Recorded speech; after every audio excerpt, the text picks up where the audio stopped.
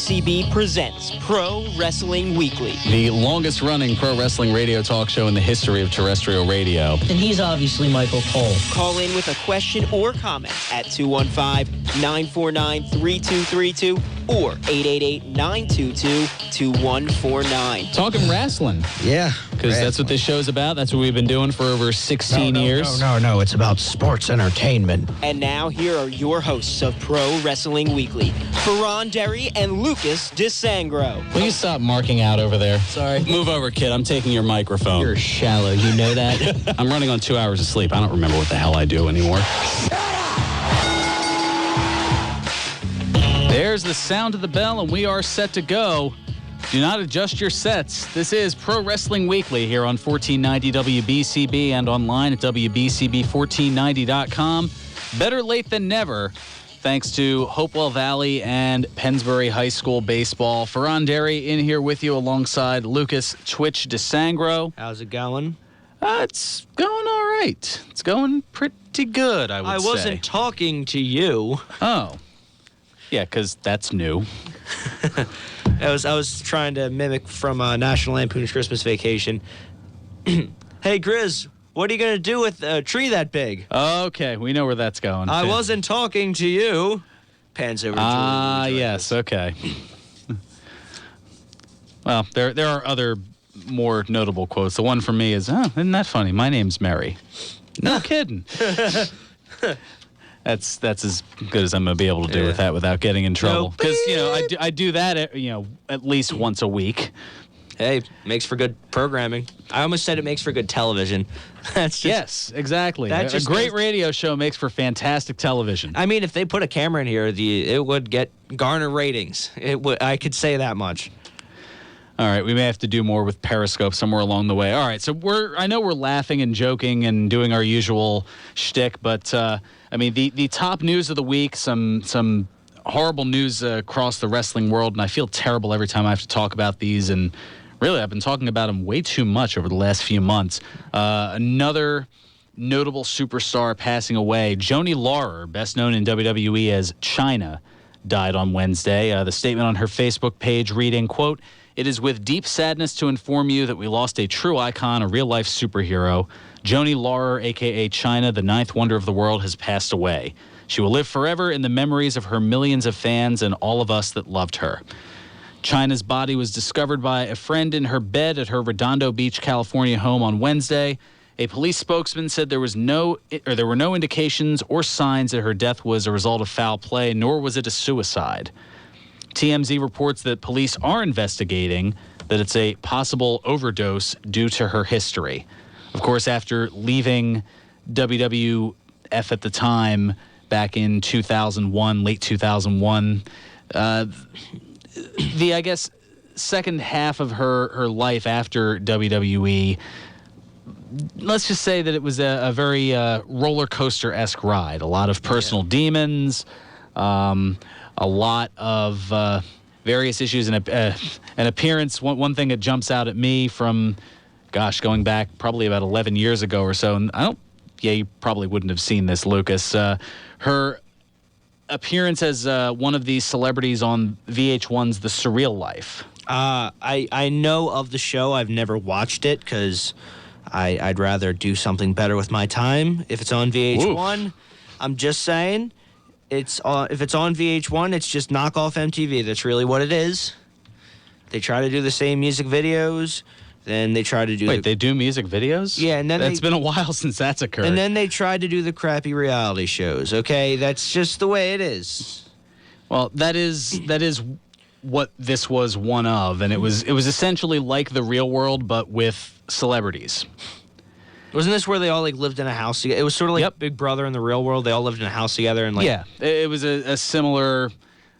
reality type deal, and this was, I believe, season 4 that she was a part of. That also had Debrat, who was rap hip Debrat. She was a rap hip hop artist back in the 90s.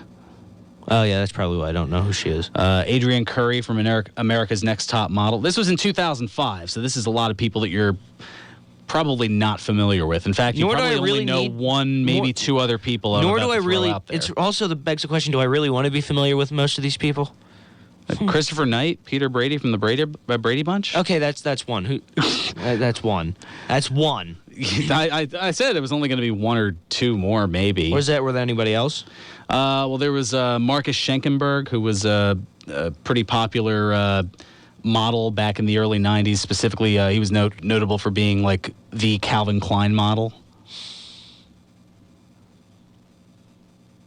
No, I don't know. Yeah, no, that's probably better for that way.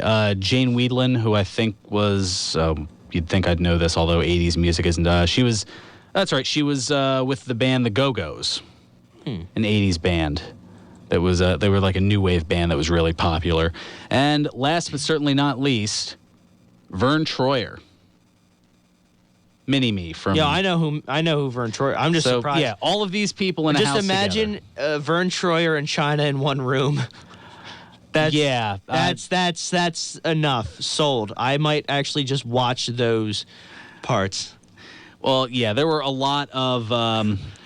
there were a lot of issues. I'm actually looking here. Among notable moments included conflict between... okay, let me get to the strained relationship between Chyna and her then ex-boyfriend, Sean Waltman. Oh, her and Xbox? Yeah. I almost called him Xbox. I just realized that. Well, you've got games on the brain. I haven't been on Xbox in maybe a week or two. Oh, the horror. No. Oh, the humanity. Oh, yeah.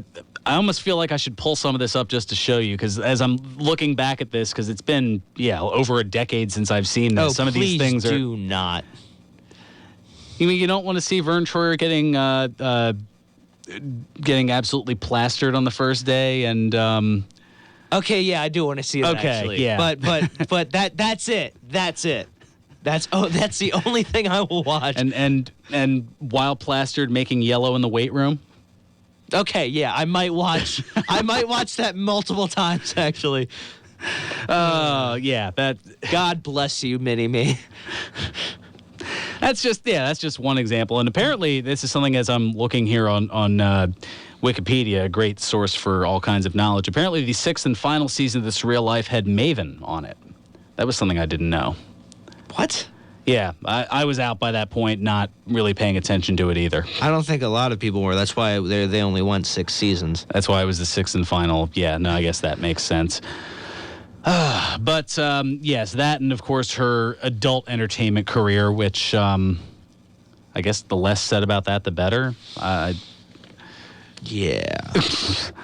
As your eyes go wide and you wince a little bit, grimace, something like that. In spite of that, I mean, there are some positives. Triple H actually commenting on Chyna. He spoke with the UK's Daily Mirror about Chyna being posthumously inducted in the WWE Hall of Fame. I know that's been thrown out there a little bit, and he said to the UK Mirror, quote, "She definitely warrants it. You know, it's not my decision, but I definitely think, as I have said before, that what she did in her life certainly warrants it. There was never anybody like her before her, and there will never be anybody like her after." End quote. Very well said. Now, this is a softer stance than a little over a year ago when Triple H was on the Steve Austin podcast, and he said that her adult entertainment career might keep her from being inducted. You remember that? He said, quote, "It's a bit difficult, though, and this is the flip side of the coin, and this is the side nobody looks at. I've got an 8-year-old kid, and my 8-year-old kid sees Hall of Fame, and my 8-year-old kid goes on the internet to look at Chyna. What comes up? And I'm not criticizing anybody. I'm not criticizing lifestyle choices. Everybody has their reasons. I don't know what they were. I don't care to know. It's not a morality thing or anything else. It's just the fact of what it is. That's a difficult choice." But here's the thing. He's got a point with that. Oh, he most certainly does. And that's what makes it a touchy situation. Maybe not as touchy as, say, Chris Benoit. Yeah. But it's one of those where you may need... I don't even know if time can necessarily heal that wound, because it's not like you can take Chyna's adult entertaining performances off of the internet. I'm trying so hard to keep this so clean. No, you can. You could if you wanted to. You can't erase what Benoit did, though. Well, no, I mean, usually if it's up on the internet, it's there to stay. So if there's no way to eradicate these things completely. Yeah. So I don't know. I mean, Chyna, for all of the presumed faults, which I know that I don't want to say that we've looked a lot at that, but I mean,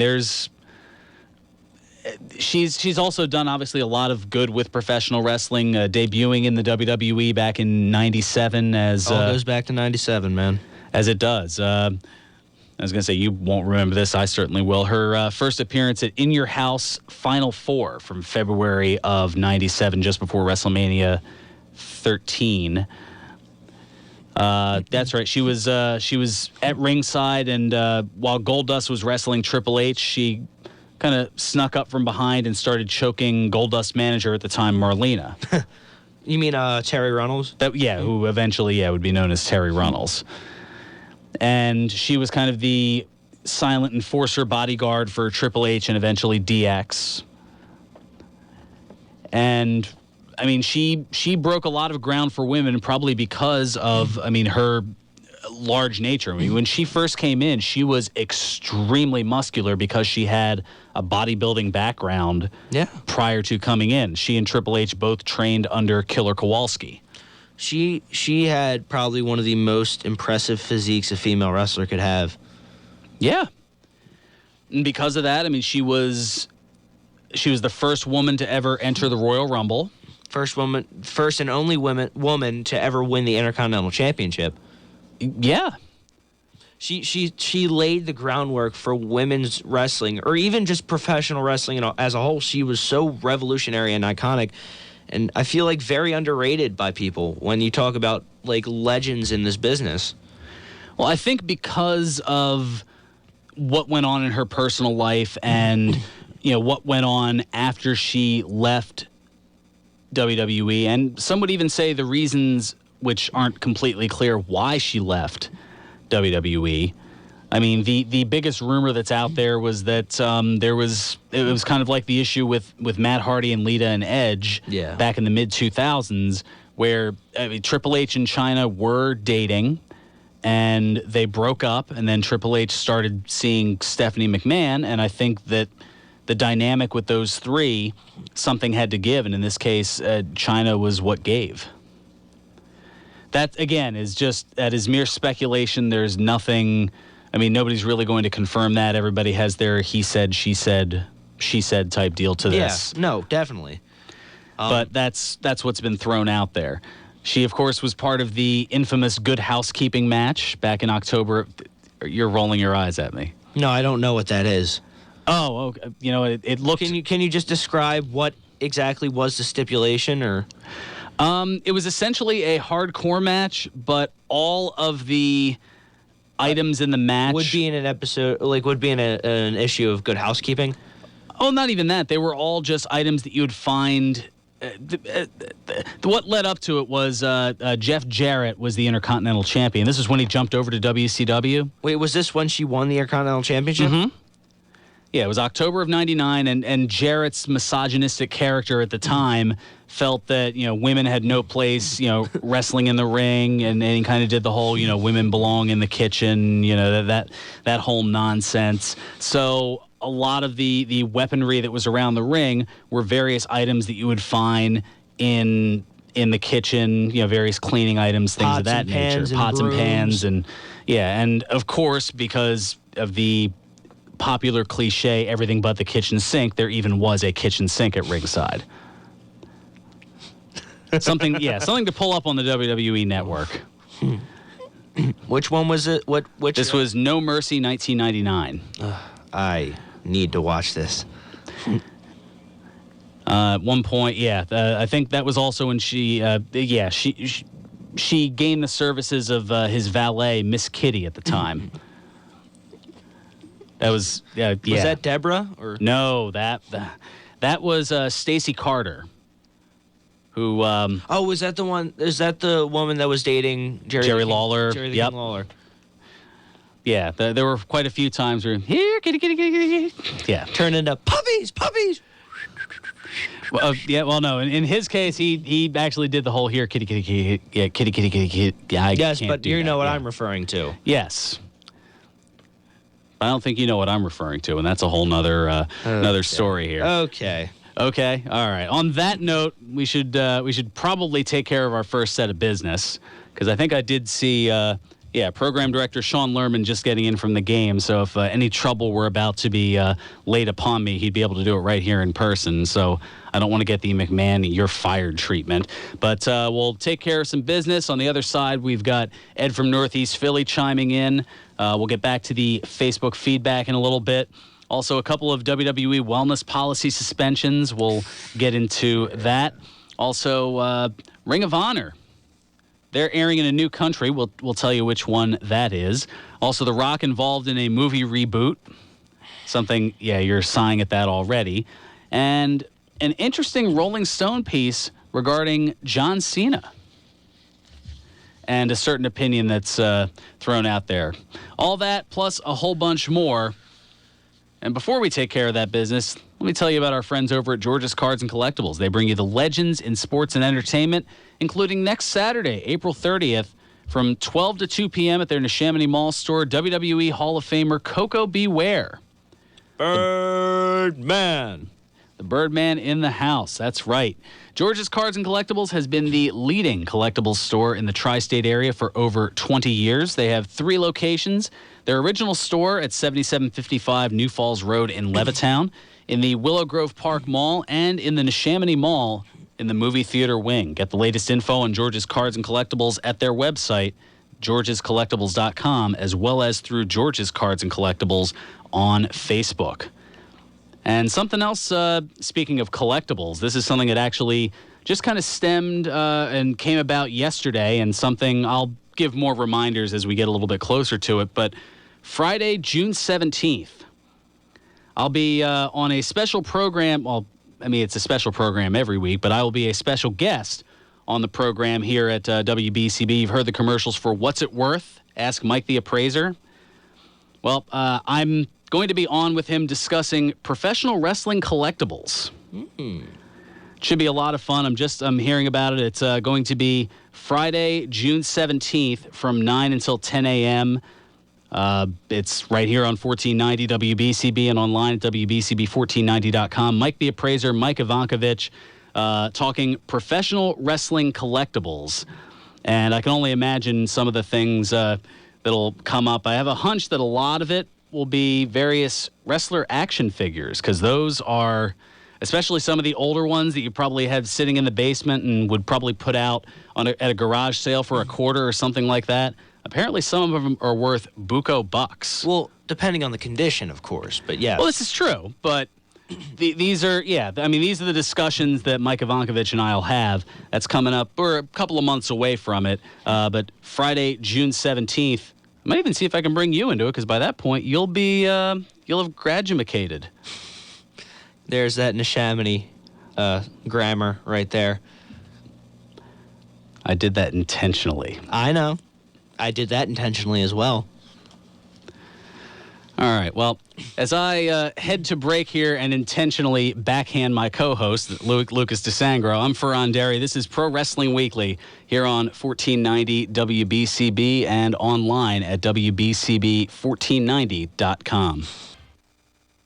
He's got the Luigi death stare from Fearon, so he might have... I didn't give you the Luigi death stare. That's not true. You're breaking kayfabe.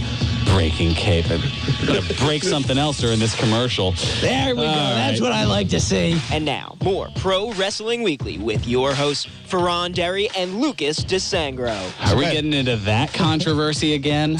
I know how it feels, and it's not fun. But we're having fun here. At least we're trying to. This is Pro Wrestling Weekly here on 1490 WBCB and online at WBCB1490.com. Fearon Derry and Lucas DeSangro here, talking all kinds of stuff. I mean, most notably the passing of Joanie Laurer, better known as Chyna, in WWE. And something that I guess has annoyed me about just mainstream media in general. There's been a lot of debate. Well, I don't want to say debate, but I guess a lot of misinformation. And that's why you might have noticed I didn't mention her age. That's because half of the news outlets are saying she died at the age of 45, and the other half are saying that she died at the age of 46. And there seems to be no conclusive answer to that. I mean, if you go by the people running Chyna's personal social media and whatnot, her webpage, her Twitter, her Facebook, they say that she was 45. If you go to a respected news source like the Associated Press, they say she was 46. There's some debate as to whether she was born in December of 1969 or 1970. And there seems to be no clarification on that. And the way you are throwing your hand up in confusion is about pretty much how I've been reacting this whole time. Kind of a, what the heck is this? If we can just dub in the, oh my God, who the hell cares? Somebody passed away. Somebody who was very well loved and respected in the wrestling business. Can we not focus on how old she was, but focus on the fact that she died way too young? Well, yes. Regardless, that doesn't change that fact. That was just more me kind of going on an aside. No, I know. I'm not yelling at you. I'm yelling at the news outlets. Like, focus on the fact that we lost a member of the wrestling business early. It's just more the consistent inconsistency. But I digress. And John from Northeast Philly chiming in on the Facebook fan page. He says, with Chyna's passing, will the debate heat up again about young deaths in the industry? Hopefully, if it does, it's constructive and not just a means to bash the company or companies or industry. Nancy Grace. Careful now. I have a little tickle in my throat. My bad. Is that one of your latest ticks, I guess, for lack of a better term? No, they're just dealing with somebody that ticks me off, I see what you did there. Thank you. Very good. And also, let's see, he says he has a point, but then there's Sunny. This is true. Sunny is in the Hall of Fame, and she has obviously done some questionable decisions when it comes to the form of adult entertainment and things of that nature. I don't know if... I don't know. She's just done questionable stuff in general. This is true, and I don't think be completely honest. It's not just the adult entertainment industry. It's just decisions after wrestling. You mean like the charging to have fans lay in bed with her? Yeah, you're nodding at me at that? Okay. And Skype and all that. And the Skype things? Yeah, that. So that's I'm gonna say that's questionable. It's certainly one way of putting it. I can't really disagree with that. Even if I tried, if I tried, you'd probably shut me down instantly. Even if it was from a devil's advocate perspective. I mean, the closest argument that I could give, and it isn't really much of an argument. Brother's got needs. That's about all I got. Yeah, but you could get your needs from so many other people. Or places or otherwise, yes, yeah. This is true. I need to eat something. It doesn't mean I'm going to go to the dumpster and the closest dumpster and eat something, Like, it's a bad analogy maybe, but still. Yeah, it most definitely is. Let's see if we can... We're going to get letters. Of course we are. Well, at least you didn't, compare a particular place to a dumpster. Then we would get letters. Oh, no, I would never do that because I like being not paid but still on the air. It's convenient. It's a nice luxury to have. Yeah. Yeah, you don't want to necessarily waste it. You mean I get to be on the air and talk? Sign me up. I'm not going to mess this up. Not. I was gonna say ever. You've come close a couple times, but surprisingly, it's not me. That's been the cause of you pushing the dump button. This is true. Not mentioning any names. Although one name I will mention because he is gracing the airwaves. Ed from Northeast Philly. He's on the lines, and he's chatting with us now. You're on Pro Wrestling Weekly. Ed, what's going on? Good afternoon. And H2O is coming to Woodbury Heights June 10th at the Community Center. That's right. That's the new startup by Matt Tremont. Matt Tremont, Eddie Kingston, the franchise Shane Douglas, and Kevin Sullivan. Yeah, I got a little pamphlet / flyer about that at the Collector Fest last week. That sounds like it's going to be an interesting show. Oh, yeah, definitely. Just those four names alone, anything can happen. This is most certainly true. And there's Devin Moore on the show too. Connor Claxton, Oh, very nice. Drew Blood. Sky Ducati's doing a Super 8 tournament in Delaware. Or Yes, Woodbury Heights. the famous Super 8 tournament. Ah, yes. ECWA. Mm-hmm. I was going to say, that's been around for quite a while down there, the East Coast Wrestling Association. Actually, fun fact, Daniel Bryan competed in the first ever Super 8 tournament. Also, Wow. Also, or Bryan Danielson at the time, and also Low Key was also a participant. Yeah, I was going to say, there are a lot of names that have been in that in the past. JAPW's homecoming next weekend in Bayonne, New Jersey. The Hit Squad, Low Key, Rhino, Homicide, and Shane Douglas. Okay, a little on the north side. Bayonne's a bit of a hike, but certainly some good quality entertainment, to say the least. 7:30 p.m. bell time. That one should be a lot of fun as well. And Mick Foley's going to be doing a payback at Nick's Roast Beef, the pay-per-view party, May 1st. Oh, that's right. That's a week from tomorrow. We'll get more into payback at some point this week, and also considerable amount next week. Which programming note also, next week we will be broadcasting live on location from the MF Super Camp. Yes. Down at the MFPW arena, courtesy of the Monster Factory. That's right. There's going to be a 3-day camp going on. We'll tell you a little bit more about that and how you can possibly get involved if you wanted to try your hand at the squared circle. I mean, it's the same thing, or very similar to what Lucas and I did last year, and now we're on the verge of doing fun things. Yes. In the world of professional wrestling. It was a lot of fun. Very, very fun experience for Fearon and I. So, That's a shame about Chyna. Yeah, I mean, that's right. She also, I'm looking at some of the other things. I mean, she was the first woman to qualify for the King of the Ring tournament. Oh, really? Yeah, 99. She was the last time she was on the East Coast. It was like December in Maryland. Yeah, she has certainly bounced around. Yes. She didn't do too much on the indie scene, I don't think. Well, yeah, I mean, she's had a lot of issues, and more is going to come out about this. I'm sure once the toxicology report and the autopsy results.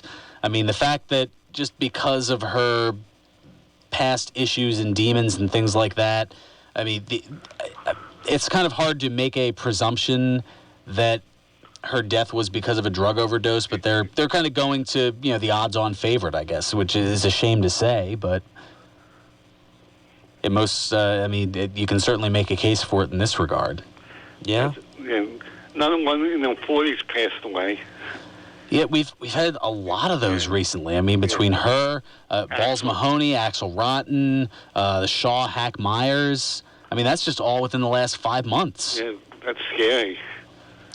It felt like there was a while where a lot of this wasn't going on, and now there seems to, unfortunately, be a bit of a resurgence. And I think she had a fit at a funeral. That's what I heard back in. There was something at Roddy Piper's funeral. Oh, I think I remember something about that. I think that was when she was trying to get back in. Back in good graces with WWE, and I think she ended up making a scene there, or something like that. At Dusty's funeral or at Piper's funeral? Yeah, it was something from last year. Yes. So it very well could have been one of the two. I forget exactly which one it was. That's about it. Alrighty, Ed. Thank you so much for the call. Appreciate the look at the local scene.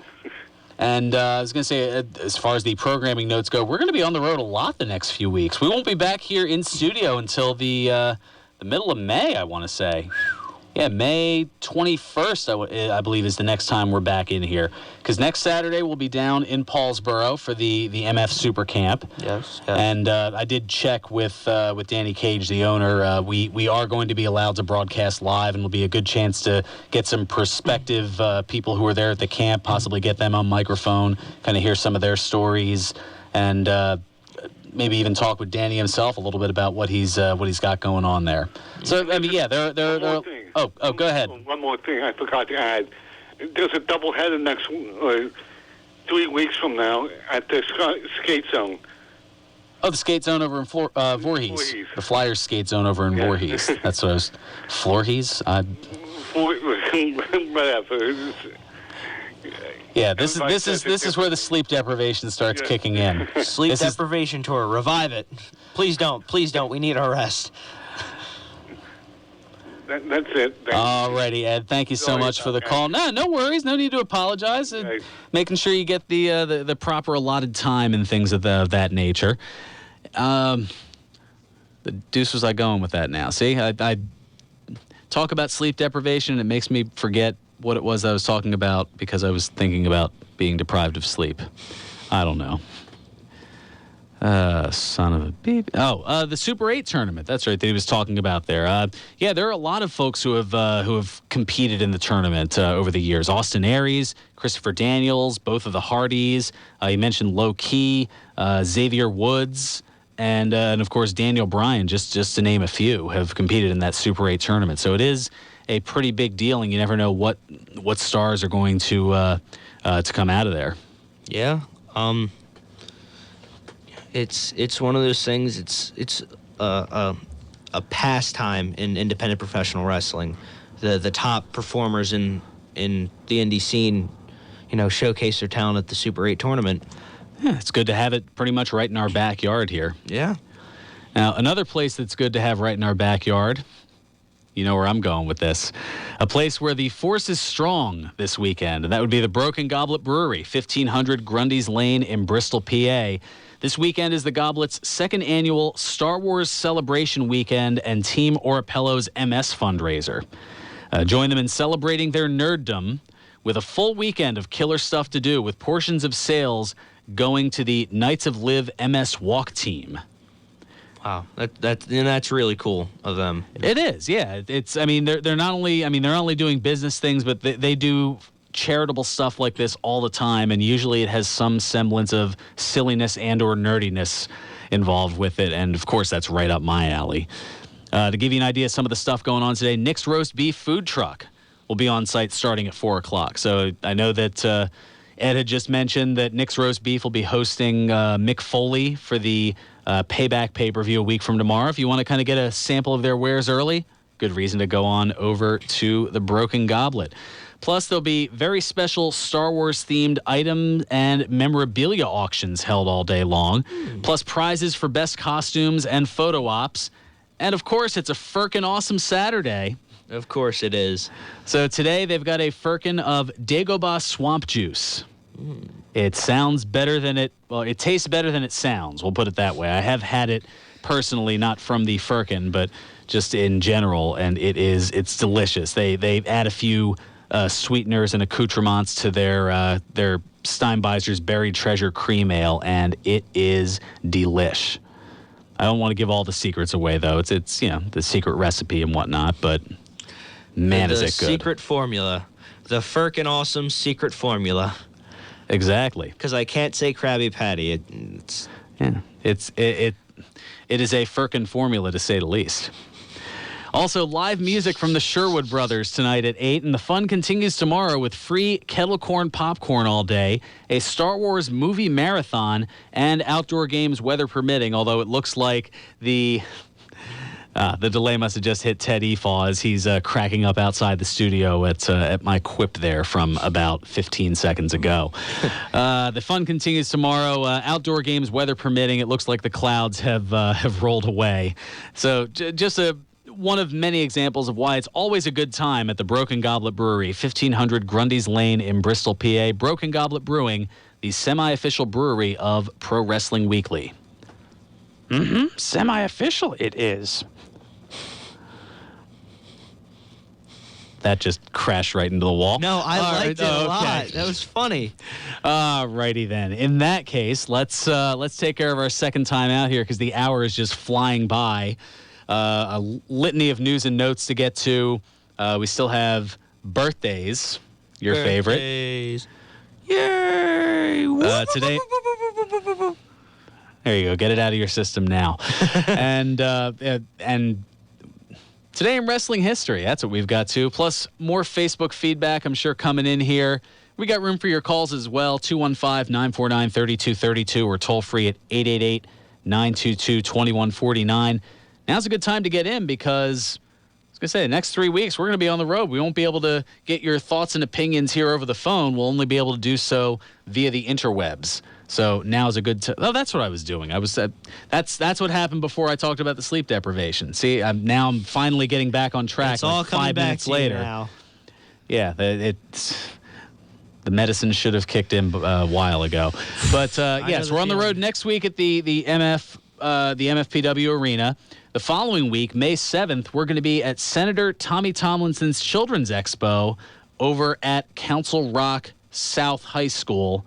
2002 Rock Way over in Newtown. So definitely want to check that out. And then the following week, we're back at the MFPW Arena for another great show. Constantly bringing you wrestling action is the MFPW, courtesy of the Monster Factory. We'll tell you more about that on the other side as well. This is Pro Wrestling Weekly here on 1490 WBCB and online at WBCB1490.com. Pro Wrestling Weekly presents Today in Wrestling History, April 23. On this date in 2001, WWF Monday Night Raw aired live from Denver, Colorado. In the main event, Triple H, Steve Austin, Edge, and Christian defeated The Undertaker, Kane, Matt Hardy, and Jeff Hardy in an 8-man tag team match. On this date in 2003, the NWA TNA held its weekly pay-per-view number 41. In the main event, The Amazing Red pinned Jerry Lynn. On this date in 2006, TNA held its Lockdown pay-per-view. In the main event, AJ Styles, Rhino, Ron Killings, and Sting defeated Chris Harris, James Storm, Jeff Jarrett, and Scott Steiner in a Lethal Lockdown match. On this date in 2007, WWE Monday Night Raw aired from London, England. In the main event, Shawn Michaels pinned John Cena. This has been Today in Wrestling History, April 23.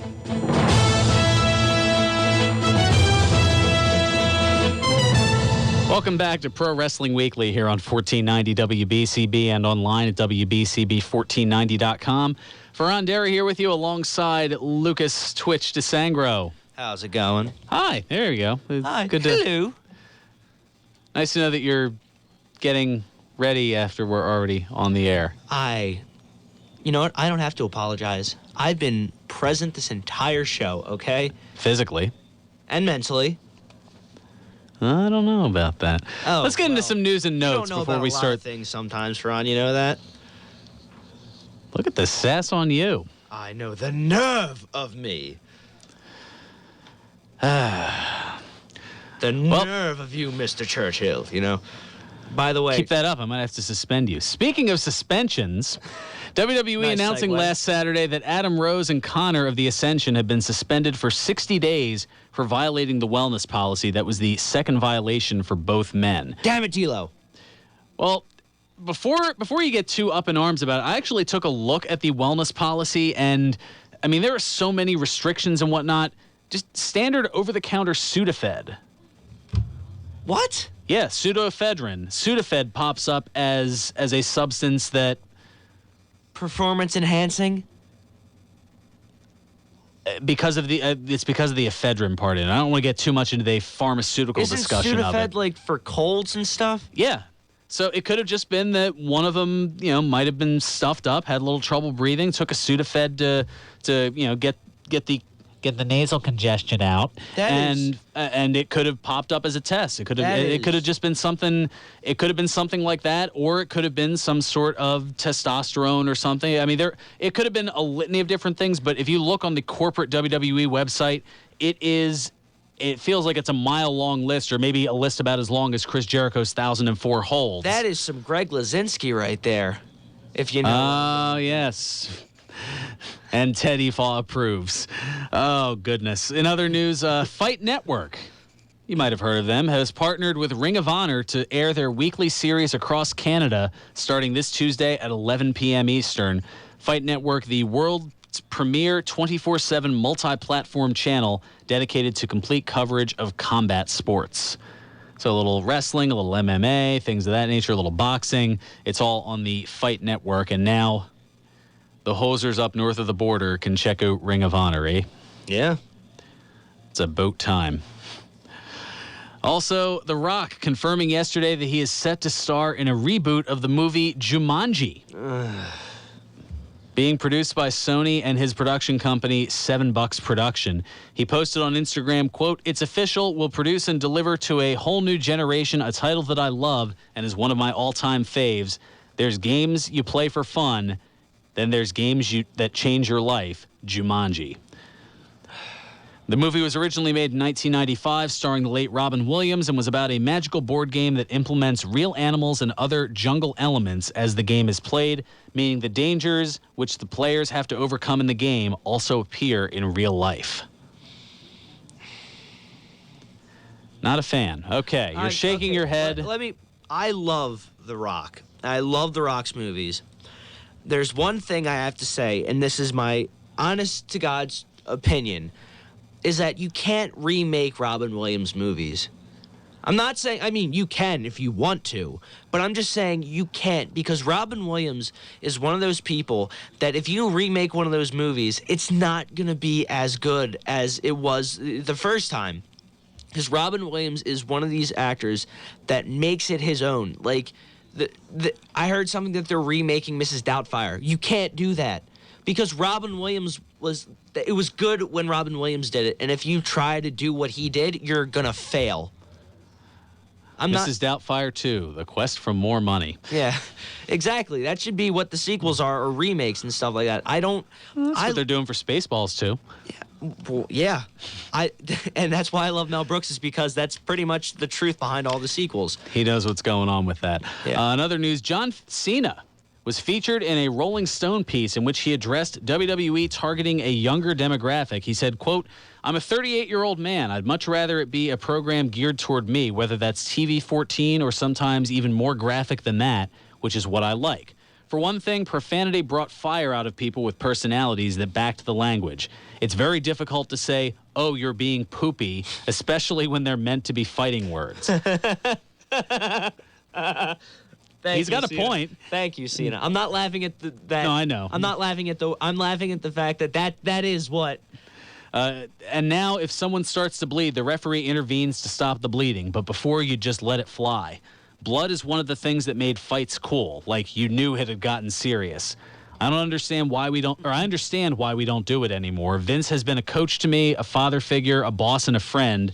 And his goal and my goal are the same, to make the company be as big as it can be. But yeah, the blood is one thing I miss. Yeah. So I think he's saying what a lot of fans are thinking. You know what would have made, what I would have liked to have seen in the Ambrose-Lesnar street fight? Blood. Yeah.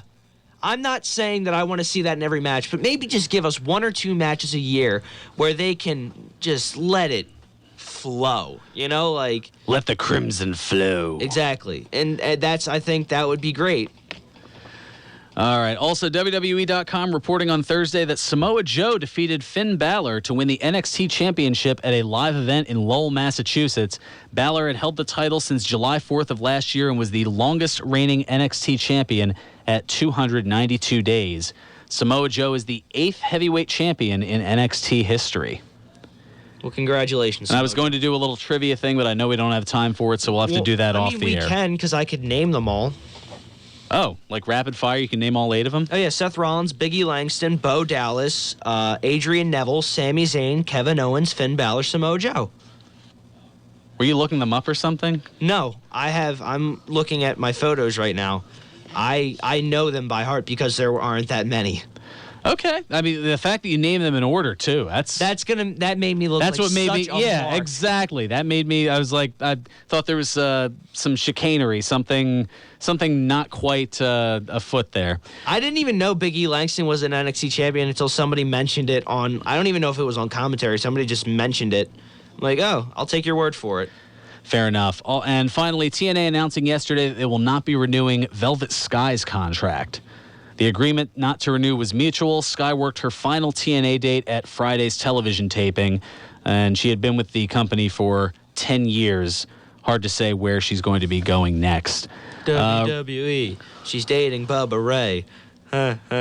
Maybe. Maybe. All right, real quick. Have you ever wanted to get into professional wrestling? Think you have what it takes? Well, hurry and get your spot in the MF Super Camp this coming weekend at the MF Pro Academy, 541 Manto Avenue in Paulsboro, New Jersey. The 3-day camp starts this Friday, April 29th at noon and runs through Sunday, May 1st at 5 p.m. For just $150, you'll have the opportunity to learn lessons and training in all facets of professional wrestling, all under one roof. Things such as ring conditioning, match study sessions, promos, social media strategies, matches, and much more. Plus, all participants will be introduced to the fans of the MFPW during the show next Saturday night. All this and much more at the MFPW, presented by the world-famous Monster Factory, 541 Manto Avenue in Paulsboro, New Jersey. Check out the MFPW and all things Monster Factory on Facebook, YouTube, Twitter, and Instagram, plus at monsterfactory.org. And check out past matches, bios, bloopers, and more at the mfnetwork.com. All right, we're down to less than a minute. Time for Birthdays. Whee! Get effing ready, because I got 6 of them for you. We're going to go real rapid fire Well, here we go. Play Eye of the Tiger. Let's go. Okay, maybe not. On this date in 1954, Anthony White was born. The former WWF Tag Team Champion and WWE Hall of Famer, best known as Tony Atlas, turns 62 today. Former Monster. It's also Monster. Yeah, Factory another guy. Monster Factory guy. On this date in 1961, Terry Ray Gordy was born. The member of the Fabulous Freebirds and WWE Hall of Famer passed away of a heart attack caused by a blood clot in 2001 at the age of 40. You know who his son was? Jesse from Jesse. Yep, and Jesse and Festus. Festus. Very good. Slam Master J for Slam those Master of you, J. those dark days of SmackDown. All right. On this date in 1984, Quinn Ojinaka was born. The former NFL football player and current Ring of Honor wrestler known as Moose turns 32 today. Yeah. On this date in 1986, Jesse Goddard was born. The former 2-time TNA Tag Team Champion turns 30 today. On this date in 1987, Christopher Dijak was born. The current Ring of Honor wrestler and former competitor in the MFPW known as Donovan Dijak Also, turns 29 today. Also winner of the Ring of Honor Top Prospect Tournament in 2014. Yes, he was. And finally, on this date in 1977, a former 15-time world champion was born. And his name is John Cena. You had to know that was coming. Yes, John Felix Anthony Cena turns 39 today. You're making a face at the litany of middle names there. Wow. Something like that. All right, No, that's he gonna. has no middle names. He has a space. Well, Felix yeah. Anthony. Yeah. Felix Anthony. Okay. I see pulled what you- a Dimitri Martin there. Yes, you did. All right. On that note, a couple hours late. I think Nutsy needs to send his brain ahead a few hours. But play us out, Nutsy. 1 o'clock in Oswego. Serving you better than ever before. This is 1490 WBCB 11.